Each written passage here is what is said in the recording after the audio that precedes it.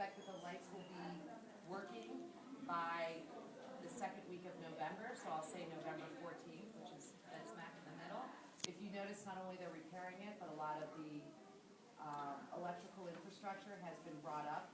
So that's part of the flood mitigation that we've been working on. So if hopefully we never have what happened last year again. If we do, it'll be more protected.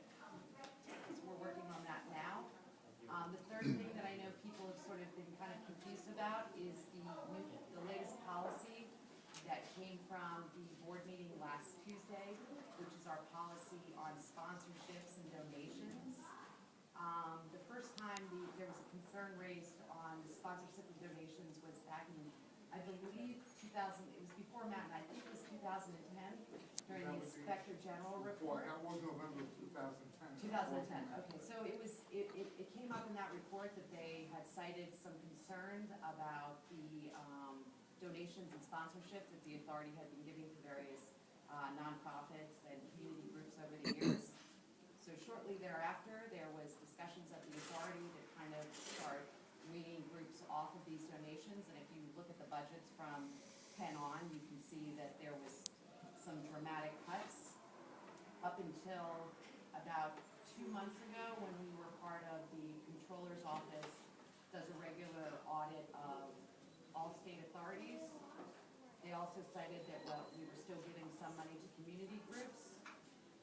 Last week, the board of the Battery Park City Authority, Perez was there, voted to stop all contributions to community groups. We've reached out to everyone and have notified them.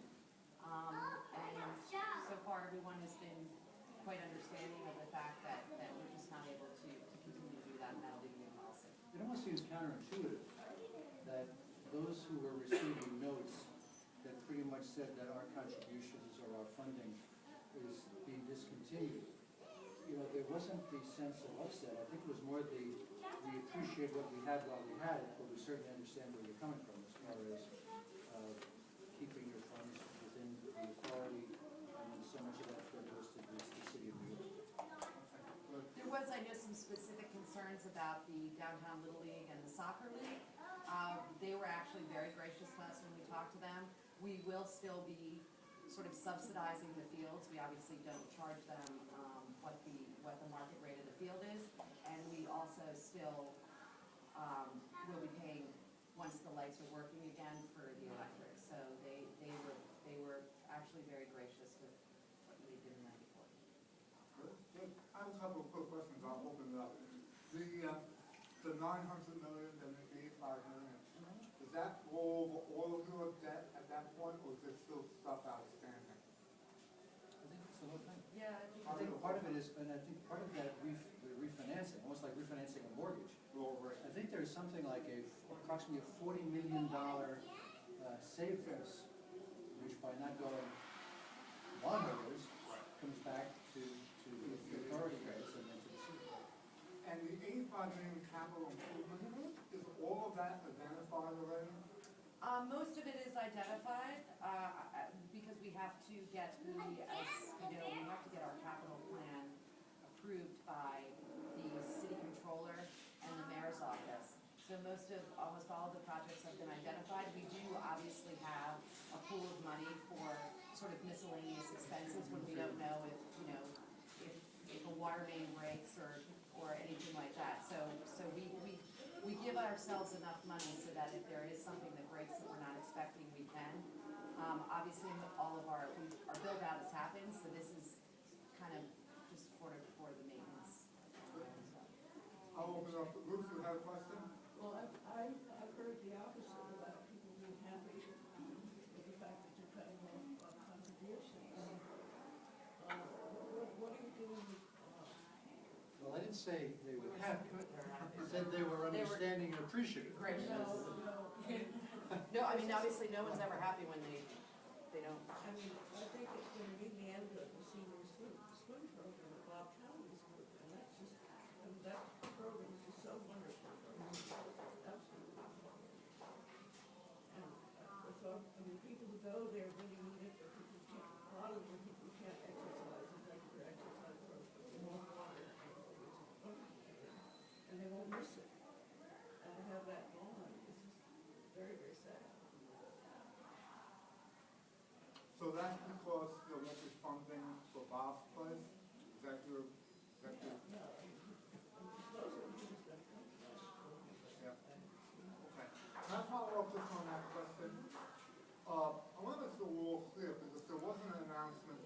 Stuyvesant Center is closing. That's correct.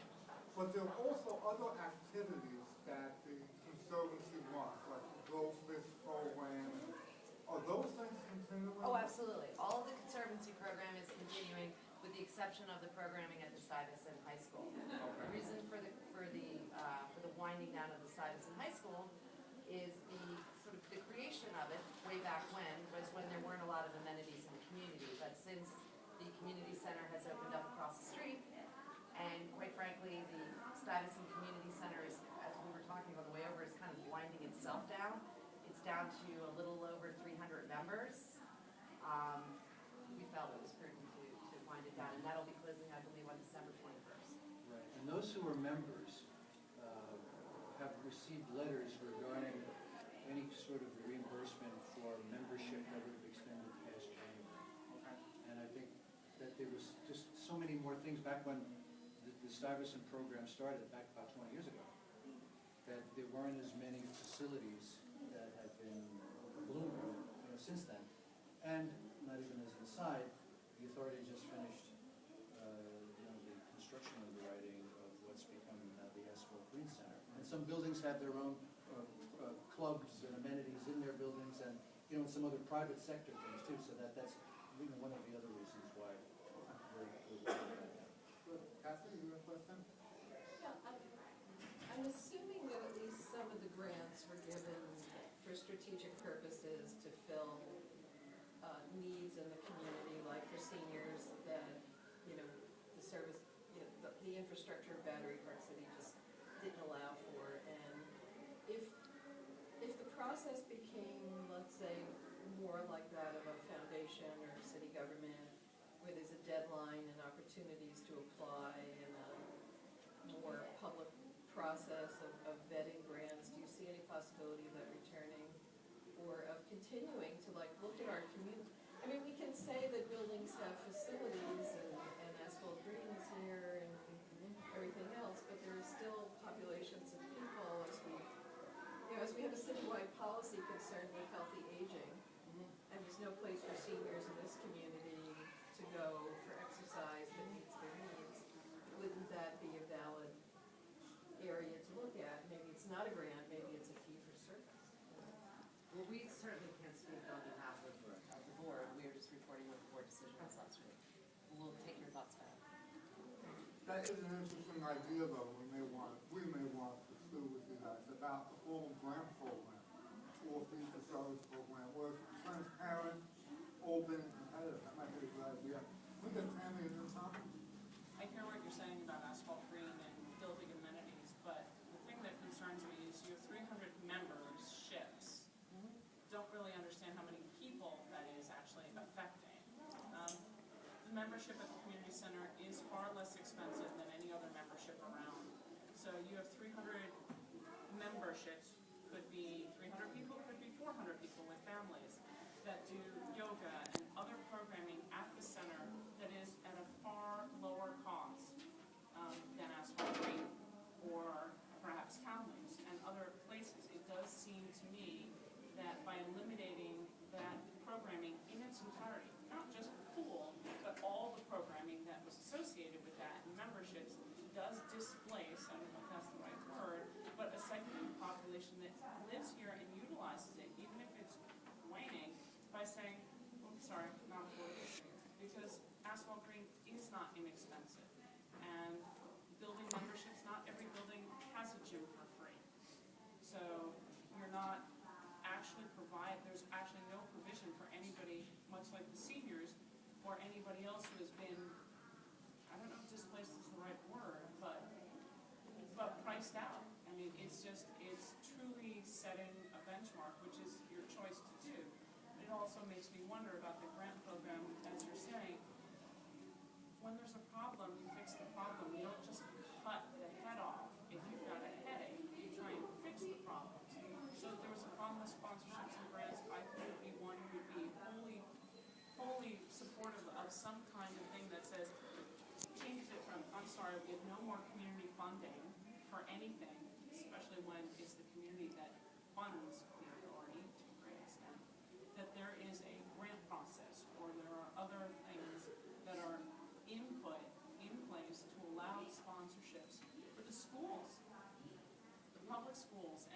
services for the elderly, any of those kind of community things, it should be transparent and it still should be available. I am a bit dismayed. Do you have any idea how many sponsorships and grants you gave, dollar-wise, to the local community as a whole for the last 5 years? Over the last 5 years, we'd have to get back to you on it, but it was. I bet it's a fairly substantial number.